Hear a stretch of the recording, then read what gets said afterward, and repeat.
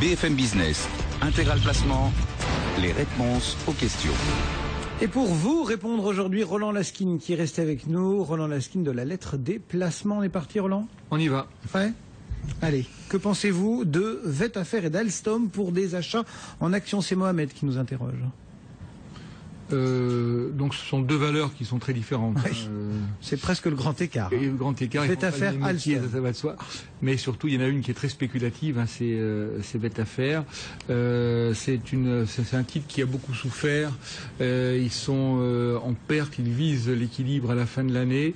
Il me semble qu'il y avait un intervenant qui avait, il y a quelques mois de cela, proposé ce titre à l'achat. Et c'est assez spéculatif.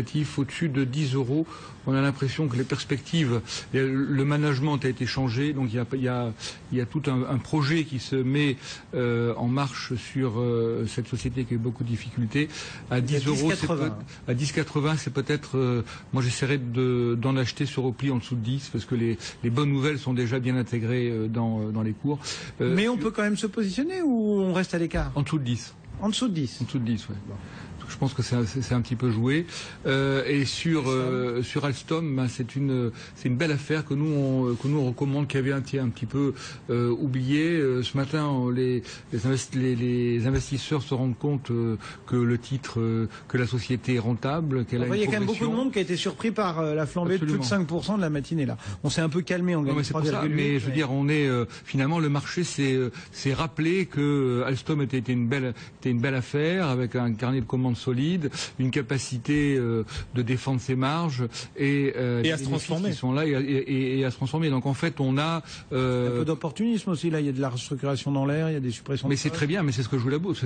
Enfin, très bien. C'est ce que joue la bourse. On a une société qui, d'ailleurs, c'est marrant parce que ça monte assez fortement alors que les résultats n'explosent pas. Le chiffre d'affaires progresse finalement assez modestement, mais on voit bien que c'est une société qui met tout en place pour défendre ses marges, pour défendre ses bénéfices, et ça rassure beaucoup le marché.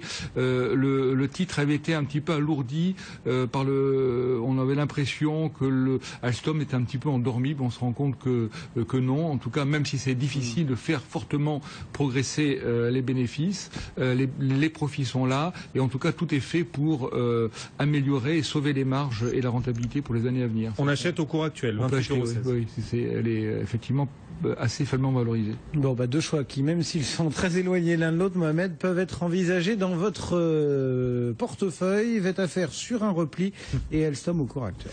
Allez, une question de Loïc qui nous écrit de Seine-Saint-Denis. Loïc souhaite acheter des actions numéricables vendredi dès l'introduction en bourse, mais il ne sait pas comment placer un ordre. Il ne l'a jamais fait pour une introduction. Du coup, il vous demande quelques clés.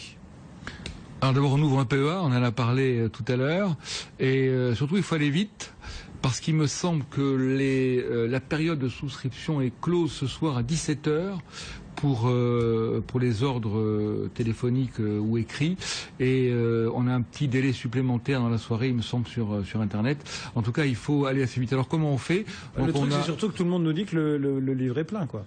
Alors, le problème, c'est que on aura très peu de titres. Donc c'est une offre de mise en vente assez classique, à prix ouvert. Dans ce cas-là, quand il y a beaucoup de demandes, c'est pas la peine d'aller s'embêter sur la fourchette. Si on se met en bas, on n'est pas servi. Et si on est servi, c'est que ça se passe mal. Donc autant, si on joue le succès, autant ne pas mettre de limite sur le prix. C'est une offre avec des ordres prioritaires, les ordres A et B. Donc les ordres prioritaires A ou A1, eux sont servis entre 10 et 200 titres. À mon avis, on ne sera pas servi à hauteur de 200 titres. D'ailleurs, 200 titres à 24 €, ça fait quand même pas mal d'argent. Je pense qu'on peut passer un petit ordre en dessous d'une centaine de titres ou 50 titres. C'est pas la peine d'aller s'exciter. De toute manière, les ordres seront fortement réduits. En tout cas, il faut agir aujourd'hui, ça c'est sûr. Margot vous entend et elle vous demande s'il faut souscrire. Donc vous recommandez d'aller placer un ordre et vous croyez dans l'histoire numéricable? On en a parlé, on a un petit peu revu le dossier. C'est vrai que l'histoire de Complétel n'est pas très enthousiaste, la partie professionnelle du câble.